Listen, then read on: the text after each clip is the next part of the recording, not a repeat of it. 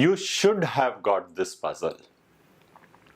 Even if it means taking innumerable variables, 3, 4 of them, and filling one complete A4 sheet of paper, writing a lot of equations, even if it means all of this, you should have arrived at a solution. Remember students, one of a key part of learning process is when you face with an interesting question which is within the difficulty level or the realm of whatever you have studied, you should keep going at it. You know, the ones who are, you feel that naturally, brilliant or so on, it doesn't come naturally. A lot of time it comes by they having sat down for half an hour, 40 minutes, 45 minutes for the question, right? They're not going to worry about the question. What if this comes in the exam and I'm supposed to solve it in 2-3 minutes, right? But then this is not an exam. You have a good, interesting question in front of you. So please go ahead and do it. The solution that I'm giving here is not going to use equations, obviously, right? We are very popular in time, speed, distance and so on to solve it using very simple logical use of proportionality, right? So you would miss all the learnings that you can if you would have made equations. Okay, so I'm saying that one part is a great solution, but the other part is the learning process of going through equations, which you should not miss. And the great solution is, let's say the three guys are A, B, C. A is the one who will drive the moped. A will continuously drive the moped. Once he is going to take B with him, and C will start walking rather than standing over there, because all three have to reach the other end in the minimum time. So there's no point anyone sitting, right? So C will start walking. Then rather than dropping B all the way to the destination, A is going to drop B at certain point and return back, and B will continue walking. And while A is returning, he would meet C en route, pick up C and again reverse directions. And the idea that the minimum time taken will be when all three of them reach simultaneously. If two of them reach early, that's no advantage, right? In fact, that's an inefficient solution, right? So rather than reaching early, they have to go and sit over there. The ideal, the logical way of minimum is no one is going to sit idle at any point of time. Okay, so all three have to reach simultaneously. So let's start. So A is the one with the moped. Moped will be the complete bold line. Walking will be dotted line. So A and B start. Okay, so let me say this is A and B. They start, they're going at a speed of 45, and C is walking. C is not standing. C has started walking. Okay, so the moped guys are very fast. They go far ahead, and C, and at a certain point, when the moped guys reach a certain point, they stop, as in they pause. Okay, and this is where C is at that time. B is dropped off here, so B will start walking. B will start walking. A will turn back. Okay, A is going to turn back, right?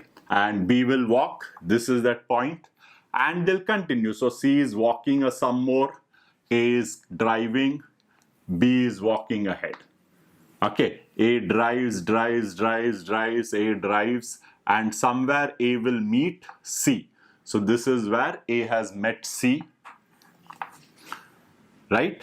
And now he'll pick up C. So this is just A, this was C. He will pick up C, and now both A and C are going to drive on the moped, right? So B is walking. Now B is at a certain point when C was picked up. Okay, and now they are walking here. These guys are driving. This guy is walking. This guy is driving. This guy is walking, right? And so on, they continue till the time all three reach the destination simultaneously. So who are these? These are A and C. This is B alone walking. I don't think so this was too difficult. Now the reason why I am drawing it in such an elaborate way is I still think students you should do it the equation way.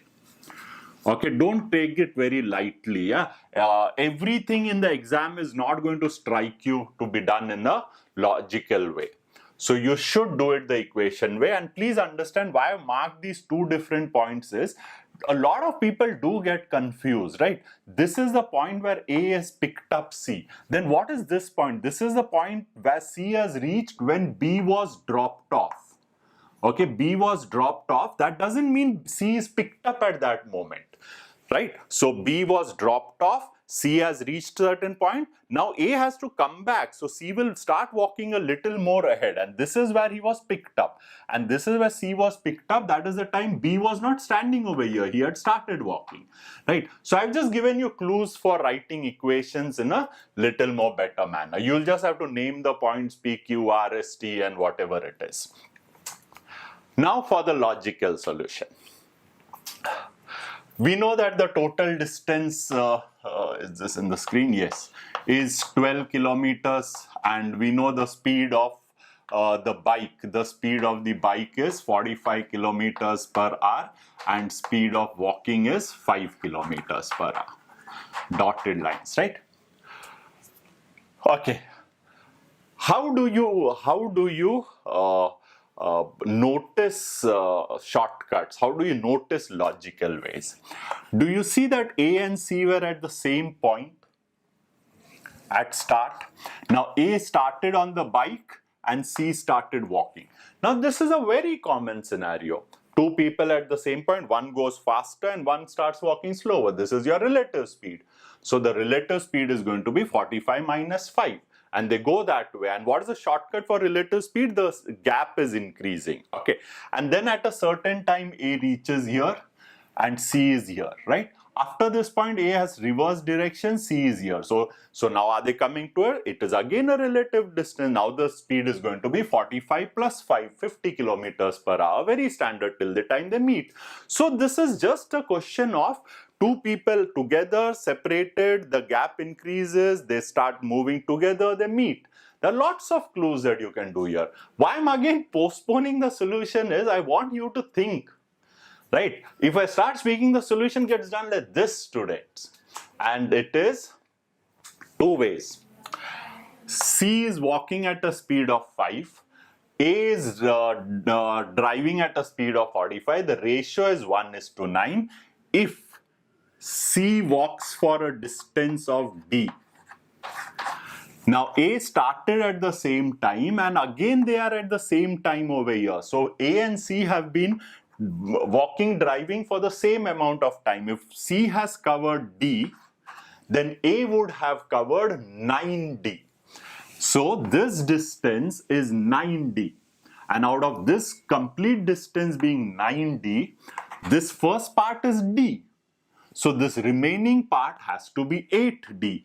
And if that remaining part has to be 8D, this is to and fro 8D. So one way is going to be 4D. And if one way it is going to be 4D, by symmetry, so that all of them reach at the same time, it's not very difficult to realize that the last part will also be D. The first part, whatever C was walking, however long, that same long B is going to walk. Now this is a logical part. You want a mathematical understanding for it, hang on for a minute. But what I've said is, if the solution gets done like this, what I mean is this. That's it. So D plus 4D plus 6D is 12 kilometers. I know all the distances. If I know all the distances, I know all the speeds. Once I know distance and speed, I can find time. So I'm just finishing it off, right? 4, 5, 6. Okay, 6D. 6D is 12 kilometers. It implies each of them is 2 kilometers. So this is 2 kilometers. This is 8 kilometers. This is 2 kilometers, right? What do I do? How do I find the best possible way for total time?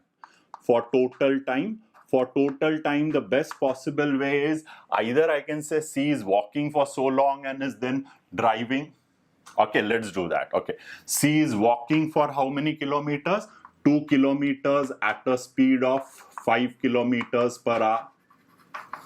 And then he is driving with A for 8 and 2, 10 kilometers at a speed of 45 kilometers per hour. This is your total time. Now it just boils down to how fast are you with your calculation. 2/5 of an hour.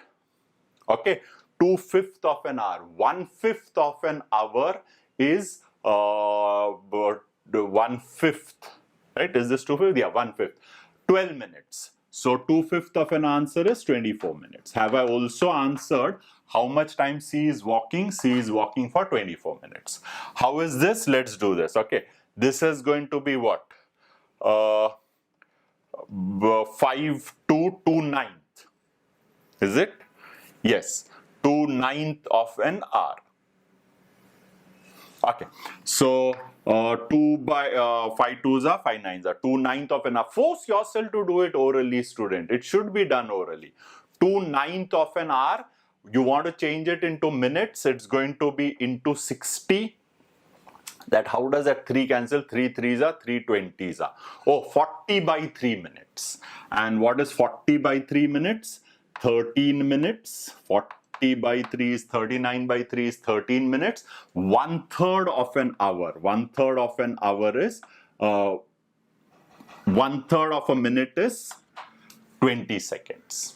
So the total time, the minimum time in which they reach is 37 minutes and 20 seconds, or 1/3 of an hour, or 1/3 of a minute, right? You could also say 37, 1/3 of a minute. That's an easier way. Okay, distances I already know. You want to find the total time in some other way, you can find the total time in other way. What other way? Okay, what could I say? How long is A driving? A is driving for how much distance? So A drives for, what is this? 2 and 8, 10. 10 and back 8. Okay, that's 18. 18 and another 10. 18 and a 10, 28 kilometers. Okay, A has driven 28 kilometers. Okay, and how much is the time taken if I want to find here? It has to be the same thing. So let me do it by pencil this time rather than orally. 28 kilometers at a speed of 45 kilometers per hour. These many hours into 60. These many minutes. Okay, so 15 3s are, 15 4s are. Okay, so that is going to be 4 into 80, 112 by 3 minutes. 112 by 3. 3 3s are 9. 3 7s are 21. 1/3 of a minute. Right? Have I got that also in the screen? Yes. So, the beauty is, look how easy you can do, right? Now, let's look at some more learning. Another part that in relative speed that I don't find people using very often is when two people are together and faster one goes ahead, slower one is following him behind, the gap is increasing. And when they start coming towards each other, the gap is decreasing, right? So can I say, so pay attention to this, yeah, so I'm starting all over again without taking any reference of this. I'm giving you an alternate way to solve it very swiftly. A starts at the rate, a gap is created between A and C at the rate of what? At the rate of 45 minus 5. That is at the rate of 40 kilometers per hour. That's simple. Relative speed. What is not so? This is also simple. The gap is closed. The gap is closed between A and C at the rate of 45 plus 5. That is at the rate of 50 kilometers per hour. Right? When they are coming towards each other. So, and what I have is, since at the start A and C were together, at the this point A and C are together. That means whatever gap has been created, that gap has also been closed. So students, gap, this is the point that I find people not using very creatively. Gap created is equal to gap closed. That is how they were together, and again they are together at this point. Right? And if the gaps created, this is the sort of acting as distance being equal, the time taken will be in the ratio of their speeds. Okay, the time taken will be in the ratio of their speeds. The time for which gap is created, am I 45 minus 5, 45 plus 5, right? Okay.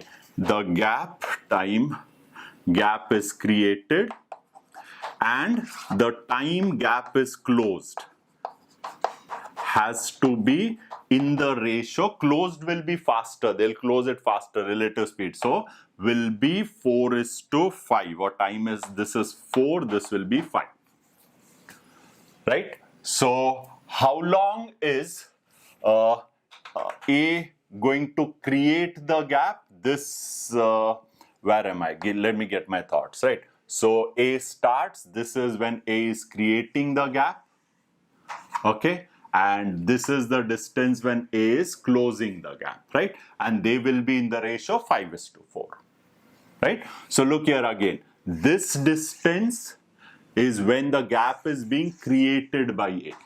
This is when the gap is being closed by A. So is that in the ratio 5:4? So this total is 5 and this is 4. So have you got the same thing? If this is a 4D, the total distance is 5D. So what will this be? D. So have we reached the same 5D, 4D? Once we have that, this is just a matter of oral calculations, right? I've consciously given numbers so that you don't get a very easy answer and you have fractions, because I don't want the answer to just stand out in front of you, right? You need to do some efforts to reach the answer. That is why.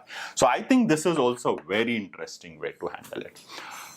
Lastly, it's gone a little long. Lastly, let me address the part of how do I know that C walks, whatever distance C walks is same as the distance B walks. Could I say, do I have enough here? Could I say that the average speed of C is equal to the average speed of B?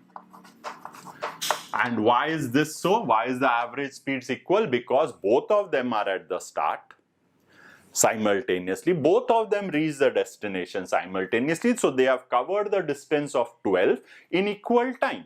Average speed is total distance covered by total time taken. And so if the time taken is same and the distance is same, the average speeds are same. And if the average, what is the average speed of C? The average speed of C is an average of 5 kilometers per hour, some distance at 5 kilometers per hour and some distance at 45 kilometers per hour, right? And is the average speed of B also the same? It's that the some distance at 45 kilometers per hour and some distance at 5 kilometers per hour. Now this much is enough for those who are good enough to understand that individually the speeds are same, average is the same, so the distances that they are traveling at the individual speeds also has to be same for B and C. So whatever distance C has walked, B will also have to walk that same distance. Whatever distance C has driven down, B will also have to drive that same distance, right? So I think so it's a pretty nice puzzle. Again, while discussing it, it looks like a wrong one. Reflected, you can solve this question with any values just in your mind. So I'm leaving you out with nothing here, okay? All values change, but they are changed to make it easy for you, okay? The distance, the total distance is 100 kilometers. The bike distance or the moped speed, moped travels at a speed of 25 kilometers per hour and the walking happens at 5 kilometers per hour. And the answer for this should be, pay attention carefully. Oh, so he walks, the ratio is what? The ratio is 1:5, walk and bike. Oh, so whatever distance one guy walks, the biker does 5 times that distance. Oh, he goes ahead and he comes back. Oh, that one distance is separate. How much extra does he do? 4. That 4 is done going and coming, 2. So do you realize that the distance ratio that we were talking about in your mind, student, is 1, 2 and 1. Oh, that's a total of 100. So what is that? 25 kilometers, 50 kilometers, 25 kilometers, right? So that's one is the part of distances are answered. How long does anyone have to walk? Each one has to walk for 25 kilometers, the 2 guys who are walking. Okay, how much distance does the bike guy do? The bike guy goes 75 kilometers, comes back 50, 125 and does again 75. The bike guy does 200 kilometers in total. Distance is over without any pencil work, nothing. Time. Oh, bike guy does 200 kilometers at a speed of 25. So that's 8 hours. So the time taken for all of them is 8 hours. Oh, how long is those walking guys and those doing? Oh, he walks 25 kilometers at a speed of 5 kilometers. Oh, so 5 hours the walking guy will have to walk. Okay, and he does 75 kilometers at a speed of, he drives along with the bike guy, right? The rest of the distance. That is going to be 3 hours. Does it add up to 8 hours? So did you see how efficient it was? And even this I just needed it so that I have to express the idea to you.